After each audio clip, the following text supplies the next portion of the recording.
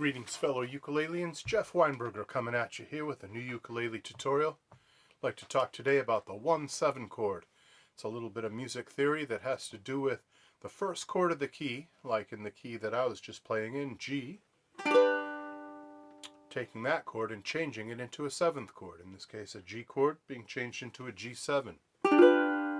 It's a super common thing in a lot of music, a lot of country music, a lot of folk music, pop music, you name it. It's in jazz, it's everywhere.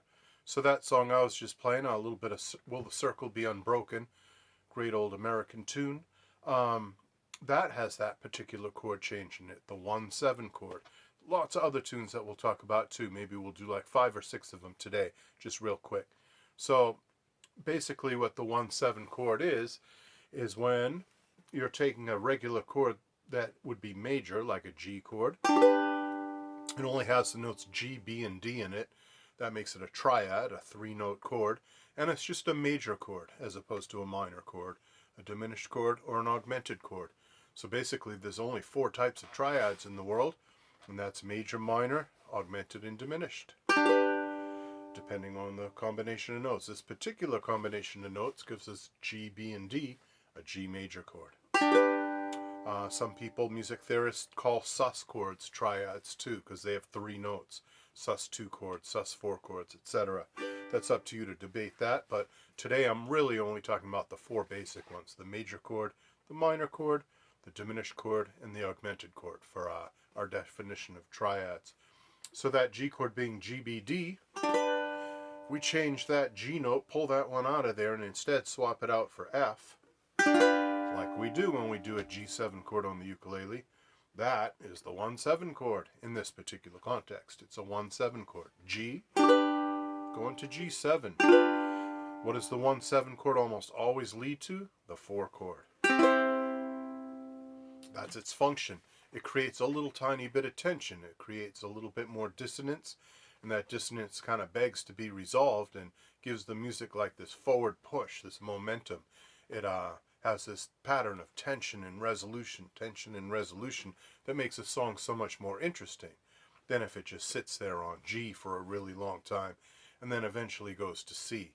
That would be a nice simple form, and that would be an acceptable thing to do in a song, but to throw a G7 chord in the middle of all of that creates a lot more interest. It's just a little more sophisticated and kind of gives the song more of a sense of urgency. So in Will the Circle Be Unbroken, that thing I was playing at the top,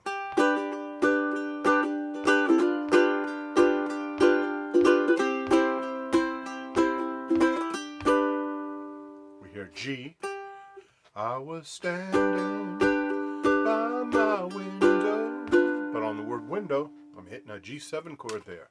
So that creates an expectation that something's about to happen. And what happens is it moves from G7 to C, which is a very natural resolution. That's the one we would expect. So, by my window on one cold and cloudy day. So a song as simple as Will the Circle Be Unbroken has this pattern of tension and resolution that gives our music its particular sound. Not all music in the world has harmony like that and emphasizes the harmony. There's some music that's more rhythmic, some music that's more melodic, some music that's totally atonal or abstract. But in this case, we're talking about traditional music that goes in the way that we expect it to go. And that's these patterns of tension and resolution. That's what makes most music tick. So once you can learn to recognize these things as tension and resolution, and once you can learn to control that, you can learn lots of other people's music, you can write your own music, you can arrange music, you can do so much more with music when you have command of these things. So the 1/7 chord, let's look at another context. How's about Hard Times Come Again No More? We did that song recently. I did a tutorial on that, I believe the last one that I did. So in Hard Times Come Again No More by Stephen Foster, 1855 tune, if we were doing that, say, in the key of C, let us pause in life's pleasures and count its many tears. So that's a perfect example of the 5/7 chord. C going to C7, F, going to C. I said the 5-7 chord. Obviously, I meant the 1-7 chord. Sorry about that. Slip of the tongue there. But the 1 chord transforming into the 1-7 chord, moving to the 4 chord as we expect, back to the 1 chord. It's identical pretty much to Will the Circle Be Unbroken. It's also identical to I'll Fly Away, another great old American folk tune. Some bright morning when this life is over, I'll fly away. So in I'll Fly Away, it does exactly the same thing as it did in Will the Circle Be Unbroken, and something similar as Hard Times Come Again No More, just a different key. But we did Will the Circle in G. Will the circle be unbroken? And also I'll Fly Away. One bright morning when this life is over, I'll fly away. Those two songs are very similar in that way. They use a very similar set of chords, and if you do them in the same key like that, you can really see that 1-7 chord in action, moving to the 4 chord. And so in the Stephen Foster tune, we're doing it in C in this case, but it's the same concept. So let's look at this a little more closely. C is the 1 chord. C7 is the 1-7 chord. Moving to F. Resolves to F, which we expect in F being the 4 chord because C, D, E, F. It's the 4th chord. It's just the alphabet, the musical alphabet. When you master that concept of the musical alphabet being the English letters A through G, and you master the concept of using your fingers to count them, C, D, E, F, G, A, B, C, and you get that sort of thing together, music theory makes a lot more sense. It simplifies it, makes it a lot less like a very sophisticated, complicated science or mathematics. It makes it kind of more accessible. So I encourage you, even though that might seem a little childish, to use our fingers to count things and calculate things. It really works. It's worked for me for years. And even though I have a degree in music and I've been teaching music for decades, I still do really simple things like that, like using my fingers to count. So even though I have other tools at my disposal and other references, sometimes those most simple and basic and direct ways of understanding music theory are accessible to just about anybody. So there's no reason to be intimidated by music theory and think that it's only for geniuses or rocket scientists or something like that. Anybody can understand music theory if you break it down to a nice basic level like that. So let's do a couple more songs. We talked about 3 of them real quick there. We had Will the Circle Be Unbroken. We had Hard Times Come Again No More. We had I'll Fly Away. There's another song that everyone seems to know, and that's Amazing Grace. Obama sang that, if you remember. That was very moving, him singing that just spontaneously. But Amazing Grace was a song that's considered a spiritual, and it's in 3/4 time. Let's put it in C.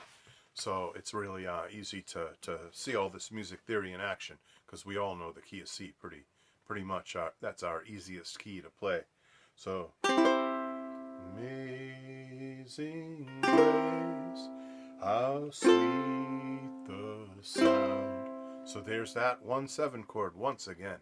The 1 chord, moving to the 1-7 chord, moving to the 4 chord as it usually does, and then back to the 1 chord. So even though this is in 3/4 time and it's quite possibly a different type of song, it's still the same idea as the other 3 songs that we talked about. There's a lot of similarities in music, and so this is another argument for learning your music theory, is that you can learn way more songs way quicker if you know a little bit of music theory. That's 4 songs in just, 5 minutes here, or 10 minutes or something like that. So it can really speed up your learning process quite a bit. You don't have to spend weeks and weeks learning a simple song. You could probably learn many songs in a single afternoon if you know a little bit more about music theory. It's a very useful tool. All right, let's do a couple more and then we'll go. This Land Is Your Land, another great old American folk song. What do you got, 3? Let's do this in F. This land is yours. This land is my land. From California to the New York Island, from the Redwood Forest. So right there, that This Land Is Your Land, that's the 4 chord. That's the 4 chord in the key of C. C, D, E, F. It's the chord F. This is an unusual song in that it starts on the 4 chord. This land is your land. And then, this land is my land, the 1 chord. From California, G7 being the 5 chord, to the New York Island. Right there is the change from the 1 chord, New York, and then island is the 1/7 chord, going to the 4 chord, as it so often does, and it does in every single one of these cases. The 1/7 chord resolving to the 4 chord.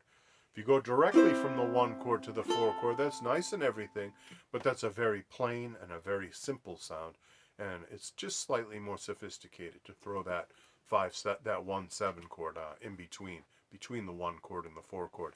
I even do it sometimes where it doesn't normally exist. I might read a song sheet and see the 4 chord coming up right after the 1 chord, and I'll even insert a 1/7 chord in there, even if the song sheet doesn't say to do it. It's just a natural thing to do. Last but not least, we have Walking After Midnight, Patsy Cline. So this one, let's do this in C, the key of C, easy to understand. So we have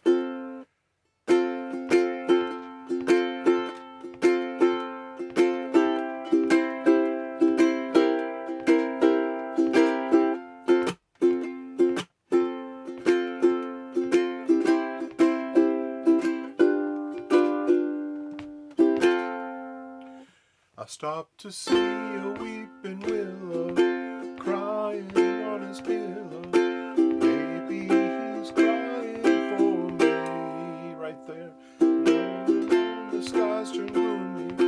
Wind whisper to me, I'm lonesome as I can be. Go out walking after midnight. There it is, under the starlight. That's the way.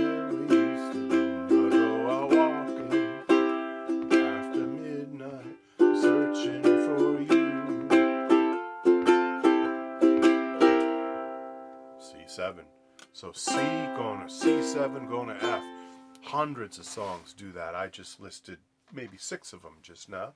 We had Will the Circle Be Unbroken. We had Hard Times Come Again No More.